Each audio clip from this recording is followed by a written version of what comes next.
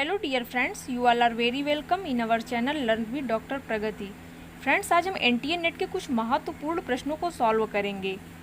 Friends, इन questions में से आपको एक या दो क्वेश्चन इस एग्ज़ाम में डेफिनेटली मिलेगा, इसलिए क्वेश्चन को ध्यानपूर्वक समझिए और लर्न कर लीजिए।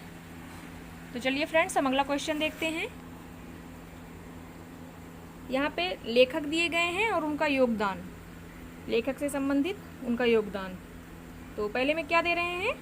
मैक्स वेबर, दूसरा Irving Goffman, Anthony Giddens and David held. ठीक है फ्रेंड्स, अब मैक्स वेबर का क्या है? The religion of India. ठीक है फ्रेंड्स, मैक्स वेबर की बुक है द रिलीजन ऑफ इंडिया। दूसरे में क्या है?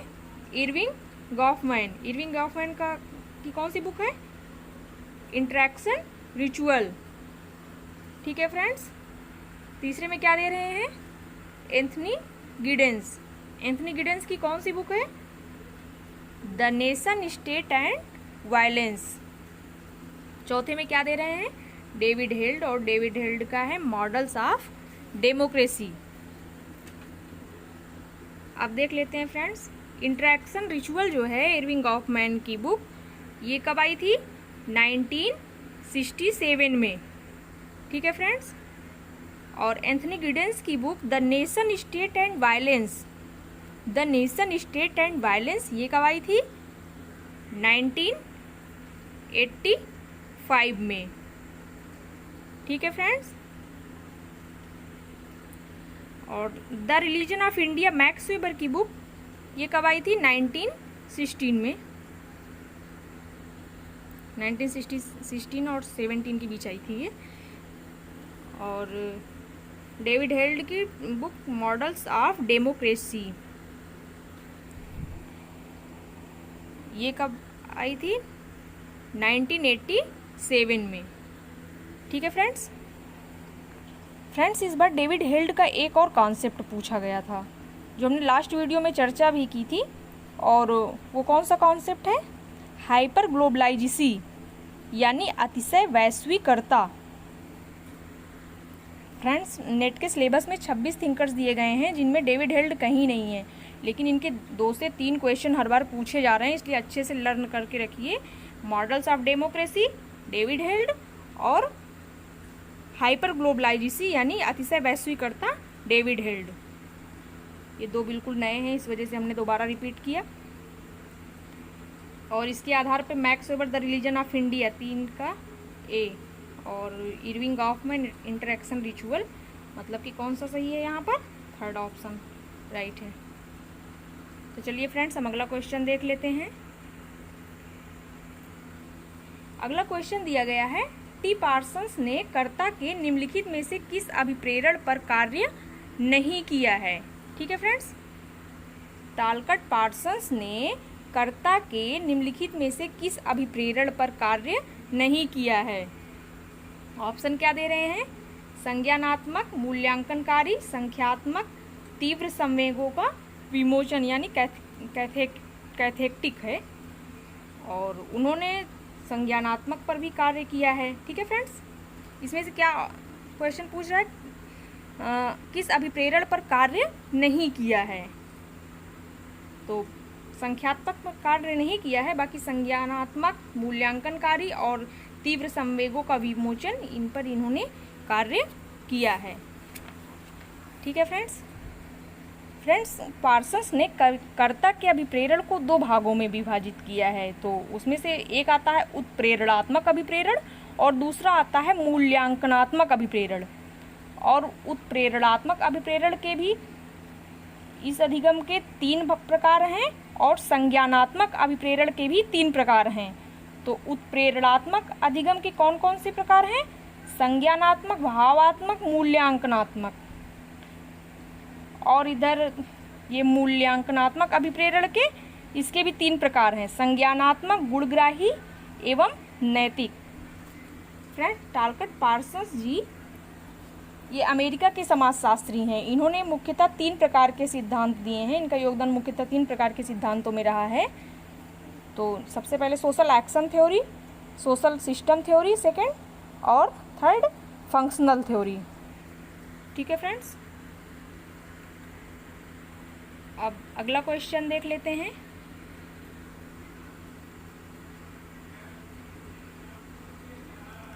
इसमें क्वेश्चन दिया गया है, नातेदारी शब्दावलियां विवाह की वरीयताओं और प्रतिषेधों को बहुत हद तक परिलक्षित करती हैं। द्रविड़ विवाह में रिश्तेदारों की कौन सी श्रेणियों को वरीयता दी जाती है जो शब्दावलियों में परिलक्षित होती है? नातेदारी शब्दावलियां विवाह की वरीयताओं और प्रतिषेधों को बहुत हद तक परिलक्षित करती हैं। द्रविड़ विवाह में रिश्तेदारों की कौन सी श्रेणियों को वरीयता दी जाती है जो शब्दों में परिलक्षित होती है? ऑप्शन क्या दे रहे हैं? सपिंड विवाह के लिए वरीयता, भ्राता भगिनी संतति विवाह के लिए वरीयता, चचेरे मौसेरे भाई बहन के बीच विवाह के लिए वरीयता, प्रतिषेधित भ्राता भगिनी संतति विवाह और चचेरे मौसेरे भाई बहन के बीच विवाह।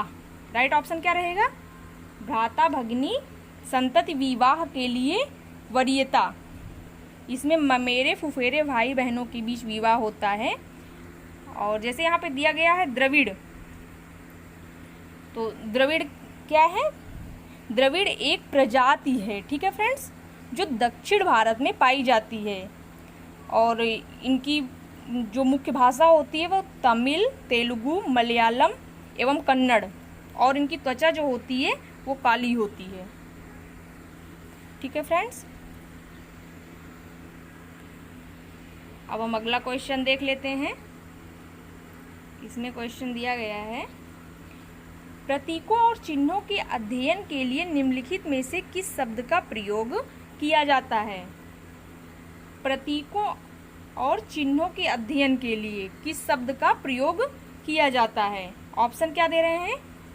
एपीमेट्रिक्स, लोगोसेंट्रिक, संकेत विज्ञान एवं सिग्नामेट्रिक्स। राइट ऑप्शन क्या है? संकेत विज्ञान। संकेत विज्ञान जो होता है संकेत प्रक्रियाओं यानी लाक्षणिकता या अभिव्यंजना और संप्रेषण लक्षण और प्रतीक का अध्ययन संकेत विज्ञान कहलाता है। ठीक है फ्रेंड्स, संकेत प्रक्रियाओं, अभिव्यंजना और संप्रेषण लक्षण और प्रतीक का अध्ययन संकेत विज्ञान कहलाता है। इसे 3 शाखाओं में विभाजित किया जाता है। पहला है अर्थ विज्ञान, और दूसरा है वाक्य विज्ञान, और तीसरा है संकेत प्रयोग विज्ञान। अर्थ विज्ञान किसे कहते हैं? संकेत और जिनके बीच वो संबंध बताते हैं उनका अध्ययन, मतलब अर्थ विज्ञान शब्दों के अर्थ से संबंधित विधा है। और वाक्य विज्ञान, वाक्य विज्ञान संकेत विज्ञान की वो शाखा है जो संकेतों और प्रतीकों की औपचारिक विशेषताओं के साथ संबंध रखती है। ठीक है फ्रेंड्स, और तीसरा संकेत प्रयोग विज्ञान। संकेत प्रयोग विज्ञान ये संकेत और उनका उपयोग करने वाले लोगों पर उनके प्रभाव के बीच संबंध दर्शाती है। ठीक है फ्रेंड्स, अब फ्रेंड्स अगला क्वेश्चन देख लेते हैं। ये सब फ्रेंड्स क्वेश्चन न्यू हैं और नए क्वेश्चन कुछ ज़्यादा ही रिपीट किए जाते हैं। अब फ्रेंड्स यहाँ पे अगला क्वेश्चन दिया गया है, डिस्टिंक्शन 1981 कृति का लेखक कौन है? ऑप्शन क्या दे रहे हैं? Anthony Giddens, Pierre Bourdieu, Clifford Geertz, Jurgen Habermas. Distinction, इस बुक के लेखक कौन है? Pierre Bourdieu. ये फ्रांसीसी समाजशास्त्री हैं। ये मुख्यतः ज्ञान, संस्कृति और शक्ति के बीच पाए जाने वाले संबंधों पर अध्ययन अनुसंधान कर समाजशास्त्र में अपने आप को प्रतिष्ठित करते हैं, मतलब इसी माध्यम से समाजशास्त्र में प्रतिष्ठित किया है इन्होंने। और ये एंथनी गिडेंस, ये ग्रेट ब्रिटेन के समाजशास्त्री हैं, और क्लिफोर्ड गिट्ज ये अमेरिकन एंथ्रोपोलॉजिस्ट हैं। और इनका तो प्रसिद्ध कॉन्सेप्ट प्रतीकात्मक नृविज्ञान का रहा है और लगभग 3 दशकों तक क्लिफोर्ड गिट्स महोदय ने संयुक्त राज्य अमेरिका में अब सबसे प्रभावशाली सांस्कृतिक मानवविज्ञानी इनको माना जाता रहा है। ठीक है फ्रेंड्स। और ये जुर्गेन हेबरमास ये जर्मन दार्शनिक और समाजशास्त्री रहे हैं और इनकी मतलब जो महत्वपूर्ण अवधारणा है वो सार्वजनिक क्षेत्र की रही है। बाकी बहुत सारी कॉन्सेप्ट हैं, सार्वजनिक क्षेत्र जो है वो मुख्य कॉन्सेप्ट है। और फ्रेंड्स हम अगला क्वेश्चन देखते हैं। यहाँ पे क्वेश्चन दिया जा रहा है कि समुदाय की जनसंख्या का बहुमत स्वदेश के बजाय प्रवासियों के रूप में रह रहा है। किस समुदाय की जनसंख्या का बहुमत स्वदेश यानी अपने देश के बजाय प्रवासियों के रूप में रह रहा है? तो ऑप्शन क्या दे रहे हैं? यहूदी, भारतीय, चीनी, कनाडाई। तो राइट ऑप्शन क्या रहेगा? यहूदी। ठीक है फ्रेंड्स। अब यहूदी क्या है? यहूदी एक धर्म है जो विश्व के प्राचीनतम धर्मों में से एक है तथा दुनिया का प्रथम एकेश्वरवादी धर्म माना जाता है। अब देखो कभी कभी एकेश्वरवादी धर्म पूछ लिया जाता है तो लर्न करके रखिएगा। यहूदी धर्म एकेश्वरवादी धर्म है और यहूदियों की धार्मिक स्थल को मंदिर व प्रार्थना जहाँ पर वो प्रार्थना करते हैं उसको सिनेगॉग कहते हैं। इस धर्म को इब्राहिमी धर्म भी कहा जाता है। ठीक है फ्रेंड्स। अब हम अगला क्वेश्चन देखते हैं।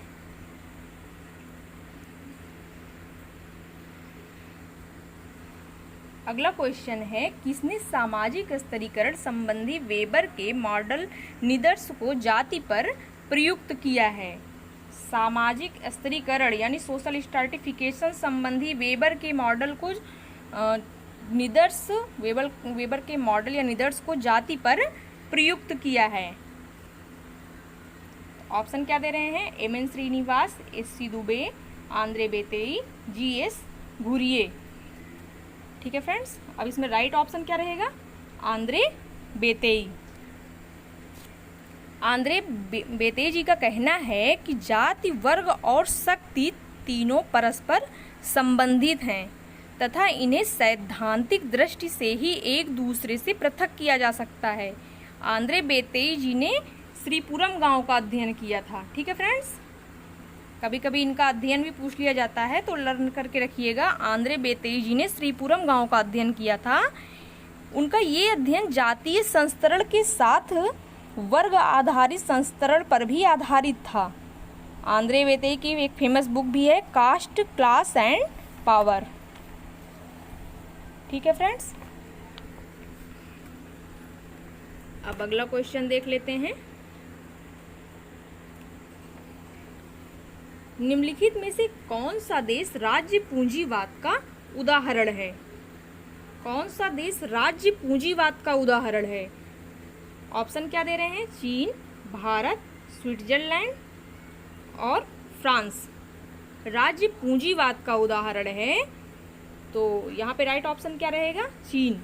ठीक है फ्रेंड्स। राज्य पूंजीवाद देश वो देश है जहाँ सरकार अर्थव्यवस्था को नियंत्रित करती है और अनिवार्य रूप से एक विशाल निगम की तरह कार्य करती है ताकि इससे उत्पादन में निवेश करने के लिए कार्य बल से अधिशेष मूल्य यानी सरप्लस वैल्यू निकाला जा सके। ठीक है फ्रेंड्स। अब हम अगला क्वेश्चन देखते हैं। अगला क्वेश्चन क्या पूछा जा रहा है? भारत में सामाजिक वानिकी शब्द का प्रयोग पहली बार कब किया गया था? भारत में सामाजिक वानिकी शब्द का प्रयोग पहली बार कब किया गया था? ऑप्शन क्या दे रहे हैं? 1972, 1976, 1978 एंड 1979। राइट ऑप्शन क्या रहेगा? 1976। राष्ट्रीय कृषि आयोग ने 1976 में ईंधन, चारा, लकड़ी और छोटे मोटे वन उत्पादों की पूर्ति करने वाले पेड़ लगाने के कार्यक्रम के लिए सामाजिक वानिकी शब्द दिया था? अब सामाजिक वानिकी शब्द किसने दिया था? राष्ट्रीय कृषि आयोग ने 1976 में। ठीक है फ्रेंड्स।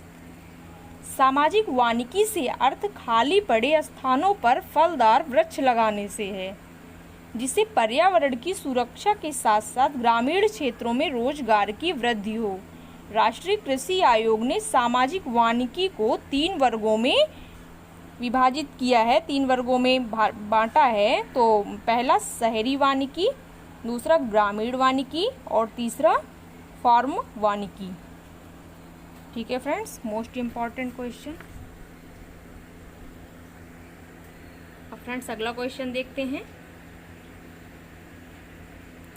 इसमें क्वेश्चन दिया गया है, कौन सा अध्येता गहन विवरण से संबंधित है? कौन सा अध्येता गहन विवरण से संबंधित है? ठीक है फ्रेंड्स, ऑप्शन क्या दे रहे हैं? Karl Mannheim, Alfred Schutz, Erving Goffman, Clifford Geertz. गहन विवरण से संबंधित है, राइट ऑप्शन क्या रहेगा? Clifford Geertz. ये अमेरिकन मानवविज्ञानी हैं। इनका जन्म 23 अगस्त 1926 को सैन फ्रांसिस्को में हुआ था, यानी 1926 में हुआ था इनका जन्म। और इन्होंने समाजशास्त्र के अध्ययन में प्रतीकात्मक नरविज्ञान का सिद्धांत दिया है, बहुत ही फेमस है इनका।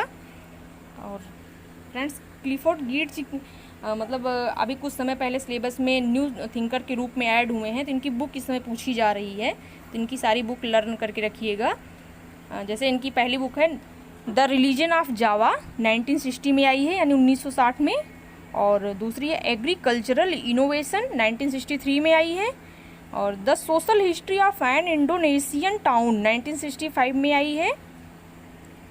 और अगली book the interpretation of culture, 1973 की बुक है। और अगली बुक किंसिप इन बाली, 1975 में आई है।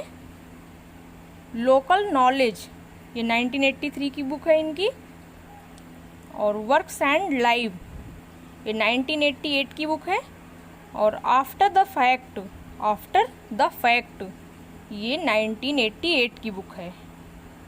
ठीक है फ्रेंड्स, सब लर्न करके रखिएगा। और ये कार्ल मैनहाइम जो हैं, ये जर्मनी के समाजशास्त्री हैं। इनकी महत्वपूर्ण कृति जो है वो आइडियोलॉजी एंड यूटोपिया रही है। और ये अल्फ्रेड शुट्ज, इनका जन्म ऑस्ट्रिया में हुआ था, ये प्रघटना शास्त्री हैं। और इरविंग गॉफमैन, इनका जन्म कनाडा में हुआ था। ये प्रसिद्ध मतलब इनके कुछ प्रसिद्ध कॉन्सेप्ट हैं, जैसे मतलब कि ड्रामाटर्जी और इंटरेक्शन रिचुअल स्टिग्मा, और भी हैं। ये कुछ बहुत ही फेमस कॉन्सेप्ट रहे हैं इनके।